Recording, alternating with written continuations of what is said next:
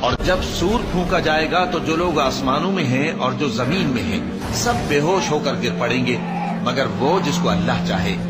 پھر دوسری دفعہ سور پھونکا جائے گا تو فوراً سب کھڑے ہو کر دیکھنے لگیں گے، اور زمین اپنے پروردگار کے نور سے چمک اٹھے گی اور اعمال کی کتاب کھول کر رکھ دی جائے گی، اور پیغمبر اور دوسرے گواہ حاضر کیے جائیں گے، اور ان میں انصاف سے فیصلہ کیا جائے گا اور ان کے ساتھ بے انصافی نہیں کی جائے گی۔ اور جس شخص نے جو عمل کیا ہوگا اس کو اس کا پورا پورا بدلہ مل جائے گا، اور جو کچھ یہ کرتے ہیں اس کو سب کی خبر ہے۔ اور کافر گروہ گروہ کر کے جہنم کی طرف ہانکے جائیں گے، یہاں تک کہ جب وہ اس کے پاس پہنچ جائیں گے تو اس کے دروازے کھول دیے جائیں گے، کہا جائے گا کہ دوزخ کے دروازوں میں داخل ہو جاؤ، ہمیشہ اس میں رہو گے، سو تکبر کرنے والوں کا برا ٹھکانہ ہے۔